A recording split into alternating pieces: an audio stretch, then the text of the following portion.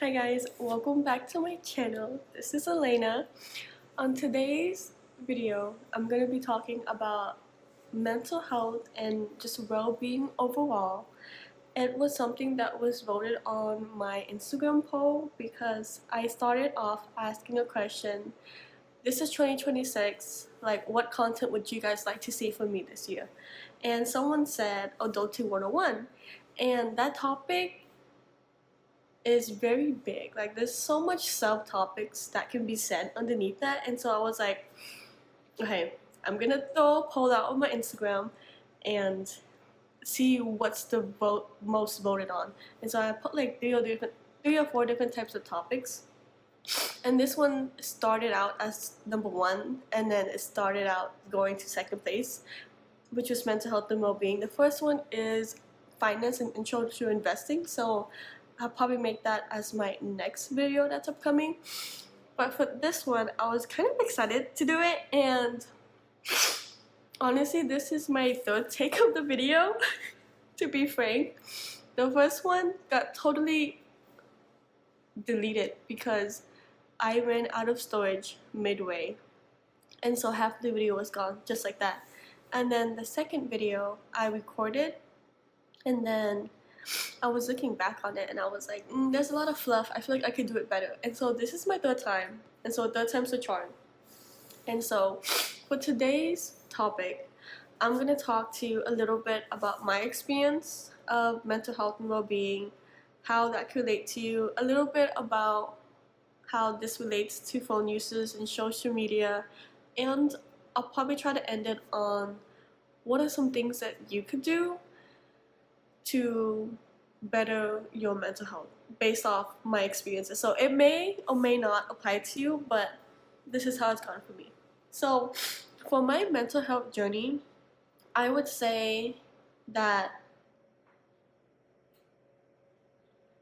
I've hit multiple points in my life where things happened and the way I reacted to it was really important.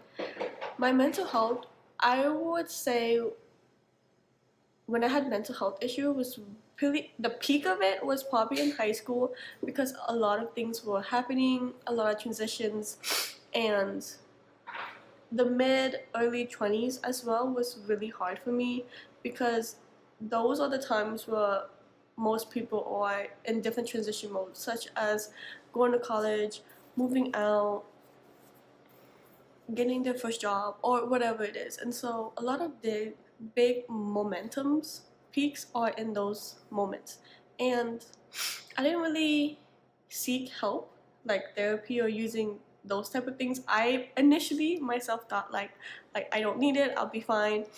And it just came to a point where I was like shit, this is a lot. Like I do need help, and I needed help more. I needed help other than like going to my friends or other people that I trusted about this information, because I was like, there's a lot. Because I knew, seeing stuff up online and things like that, I knew that it was more than just talking to my friends, because one, they have never lived my life experiences, and so they could only give like words of encouragement or just hug me. But there was like unprocessed things, and those things that I still need to process. And I feel like a lot of stuff that, let's say, because right now I'm 26, there could be stuff that I'm still processing that has happened in my childhood. There's always going to be something that happens. And so I believe I started therapy when I was 24 or 25, probably like a year or two ago, is when I realized that my job at the time had insurance, and so I used it. I had a first one therapist, my first one, and I didn't really like the vibe, because I feel like pairing up with a therapist is like kind of finding a friend that matches you and who you are as a person. It wasn't until I was like, I don't really like it, and so I stopped it. And then I had a second therapist, and I did it via like telehealth, which is basically like, I didn't do, like, you can go to therapy in person, but mine was on, like, I was able to set up my laptop and just go through virtual. And so that has really helped, and having a therapist really helped me unprocess a little bit of events that has happened in the past and helping me keep track of like everything that has happened to me. And so from what I've learned from this experience that I can share to you, especially for those who can't afford therapy or don't have insurance, because therapy is expensive.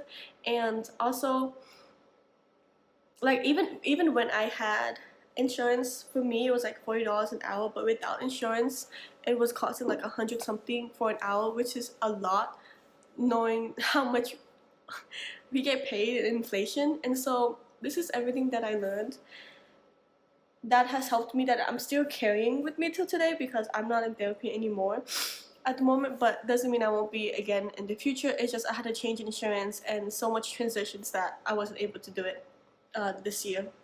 So the first tip that I would say is, if you haven't already, start journaling. And it doesn't have to be something like pages, or like, it doesn't have to be complicated, whether it's on your phone, on your notes app, or on a piece of paper. Like, write down your everyday thoughts, whether that's in the morning or in the evenings. You can write as many times as you want, for good things, for bad things, for all the feelings you have in between. Have a journal to write it out, because that becomes your space of being able to just dump everything out on somewhere. And I feel like in a world where we have such overstimulation and so much information that we consume, it is good to just be able to sit down one-on-one with yourself, have quiet time, have downtime, and write out journals. One good thing about having a journal is that you're able to kind of keep track of past versions of yourself. Like, the more you journal and keep going, I believe I really started journaling. This is even before going to a therapist. I call it like my little diary. I wasn't really consistent with it at all, but I think I really started in my undergrad, in my college years, because a lot was happening. And so for me, it was like having my thoughts on paper. Like, for me, I felt like talking to people was enough. Like, I had to write it down. And sometimes when I'm like rummaging or cleaning my house and I find these different journals or diaries of different years of different versions of me in here, like, it is different versions of me, I'm just like, wow, like, I'm able to look back and see how much I've grown. And you also see patterns as well. So what I learned through my therapist is, she was like, you need to start journaling more. You need to start writing down how you felt, how you reacted in different situations. And then when you're more neutral, or when you're more calm, you can assess the situation. And so I noticed like a lot of patterns were occurring, or when certain situations happen, it had like a negative association to it. And so I started seeing patterns of what was making me unhappy, like what were the things I did, or what were the situations or the people who I was hanging out with was making me feel shitty.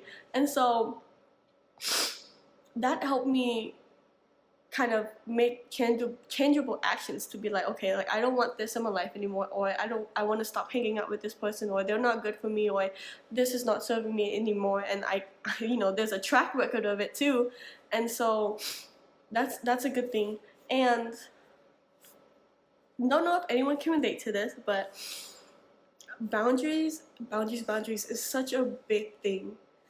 I feel like you can journal as much as you can, but if you're a people pleaser, which I am guilty of, I grew up people pleasing a lot. Sometimes I feel like I do sometimes to do it, but I'm learning as more and more as I go, is boundaries are very important. Because if I'm pouring my cup of water, there's that famous analogy of like, there's 2 cups of water, this is other people, and then this is you. If you keep giving and pouring your energy into other people, you're spreading yourself thin, and then next thing you know, you don't have any more water. You're gonna crash out, you're gonna be on the brink of burnt out, and that's what happens to a lot of people. And so learning to say no is really good. Learning to have boundaries, learning to be like, no, I need to have time for myself. Because if you're spreading yourself thin every day, every week, you're gonna have nothing left to give for yourself. And it's really important to be able to be like, this is my me time, and you shouldn't be giving yourself, I wouldn't say giving yourself, but you shouldn't be spreading yourself thin for other people. And that's one of the big things that I have experienced in my life, and also that I've heard stories from other people that come to me. And this is what I'm gonna talk about more. But people come to me and they're like, I am unhappy because of X situation, and it could be everything from my family is treating me this way, or something's happening at work, or I'm unhappy where I'm at. And so like people tell me about their life situations, even sometimes when I don't ask. And I love to help people with advice, and I give like people so much advice, everything from like relationship advice, from, even though I don't know everything, I do not know everything, like career advice and so much more. Like it all comes back to being able to like set those boundaries and be like, no, and tell them. So like, for example, in this situation, it was with a family member for this person. And so I was like, okay, like what boundaries do you have? Like, how do you guys communicate? And so for me, and my personal example would be like, sometimes my parents or my family sometimes become dependent on me, whether that's me helping out with something, or it could be financially, or it also could be something mentally. And sometimes I don't have that capacity. And so sometimes when people are ranting to me or rambling, or kind of like trauma dumping, I'm just honest about it, where I'm just like, hey, like I don't have the capacity right now. Can we do this in like another time? And so I want to share, like me and one of my best friends, like sometimes we have a lot of deep conversations, and we kind of built this relationship where like sometimes I'm like dumping my heart out to her, and she's like stop, like I don't think I can handle this right now, like I can't have the capacity. And then for me, I totally back off. And that's something that we built with each other, where we're just like, hey, like if it gets too much and you can't handle it, then just tell me. And so I think that's really beautiful in a relationship, and that's a boundary that me and her built with each other. But for me, not everyone is gonna know about that boundary. And so when sometimes people rant to me and I don't, and sometimes it's too much, I'm like, hey, like I can't handle this, or I don't know what the answer is. Or sometimes I've had also relationships with past people who I'm no longer friends with, where they always came to me for advice, and it was never reciprocal. I was basically the unlicensed therapist, and in all different types of relationship, especially friendships, when someone comes to you, they either want you to hear them or they want advice. And sometimes when you give them advice, they're not going to listen. And if they're only coming to you for being an unlicensed therapist and not changing their bad habits, that's, first of all, that's not a good person to hang out with anyways, and that's not how relationships are supposed to be. I feel like it should be reciprocal, and it also should be healthy. Having boundaries in all different types of relationships are good. You don't need to be hanging around with your friends 24/7, and they don't need to know everything as well. And so, to my other point is, see what your environment is, see who you're hanging around with, see like what are you consuming on the daily as well. Because friendships, people who you hang out with, such as family or even your work, can have a lot of impact on your mental health as well. To continue the conversation on you kind of are what you consume is what I was trying to note at. But sometimes you're feeling overwhelmed or anxious because of what you see online as well. So other than who you're surrounded with in real life, such as work, your friends, your relationships that you have, your phone, this device, probably where you're watching this video as well, has a lot of impact on how you feel and how you see the world as well. And I can give you a very specific example that happened to me recently, which was, I am guilty as charged. I'm with you on this boat. But I have realized that I am chronically online, and that is not good, because I realize I go to my settings and I look at my screen time, and I'm like, that is more social media usage that I need to be doing. And honestly, that is lost time that I can't come back. I always say time is a currency, and I'm over here using that on something that's not even worthwhile. Like, there's so much things that I could do outside of my phone, and so that's one thing that I need to change. But the situation that happened was there's a lot of political news that is happening right now, and my algorithm is ever changing. But right now, because it's seeing me like stopping and looking at political videos, it just keeps pumping out more and more.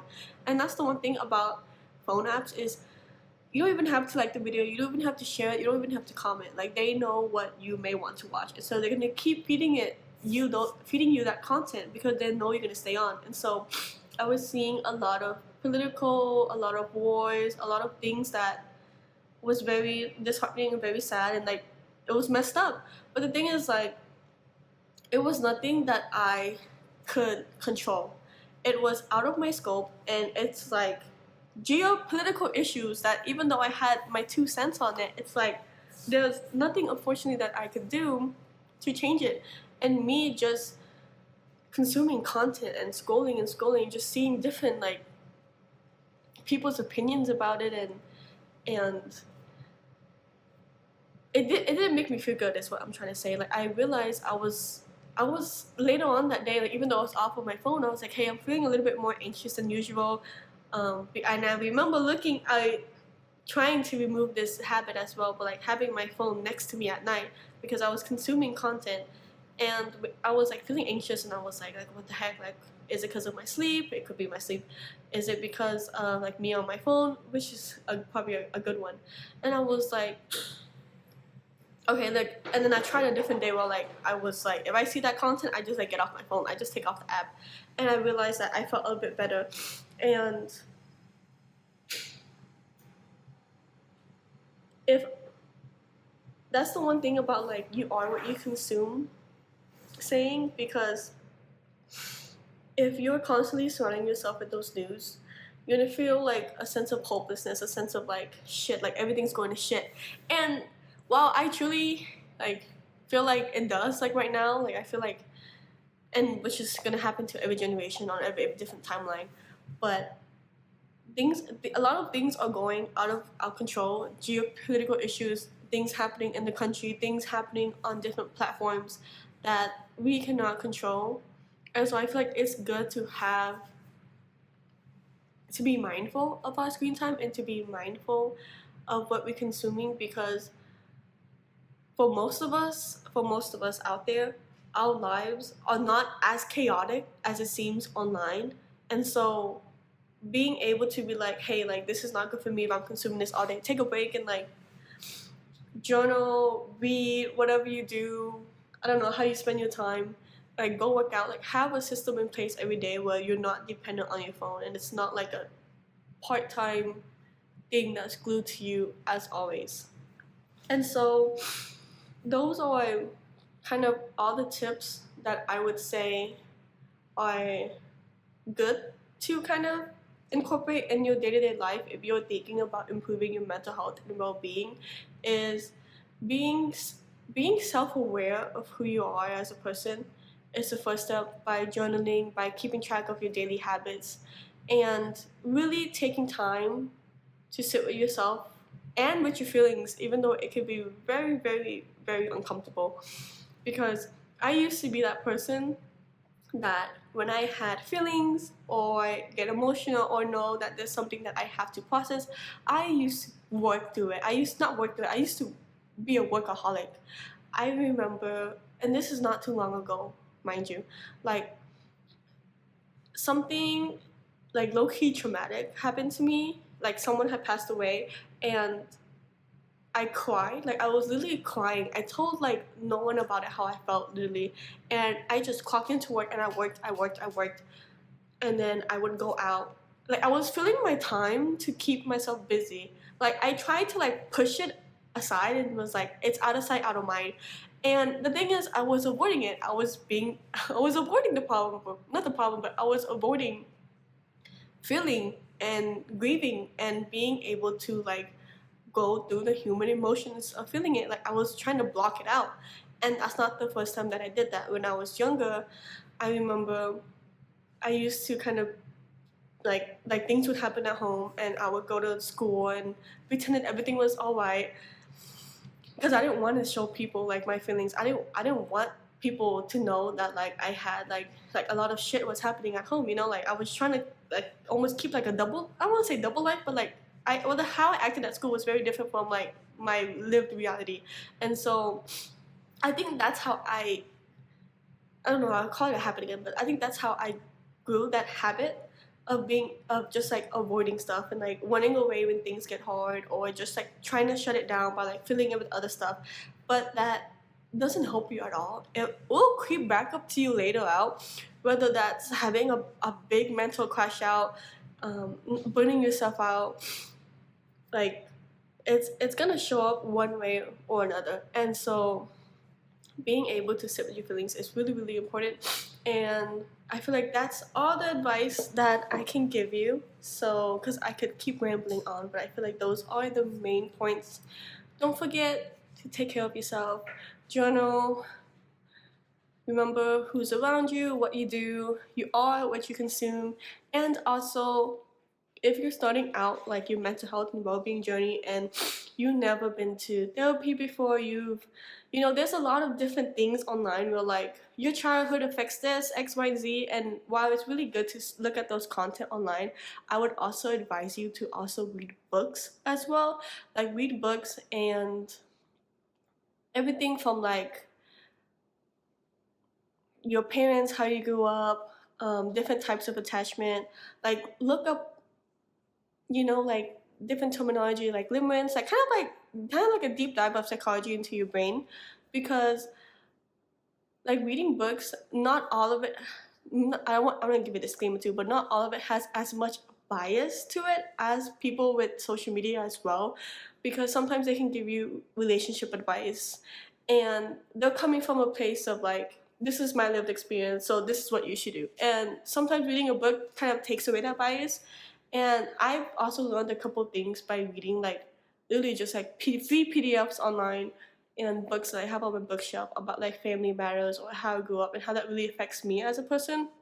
And so the whole process is unlearning things that you've been taught as a child, to learn new things and have healthy coping mechanisms, being able to emotionally regulate yourself and know that who you are as a person will change over time. And so yeah, hopefully all of this information has helped, and I'll probably add some resources down below of some of the books I've read, and also a podcast that I've been listening to recently as well that kind of relates to this video. And so bye guys, thanks I'm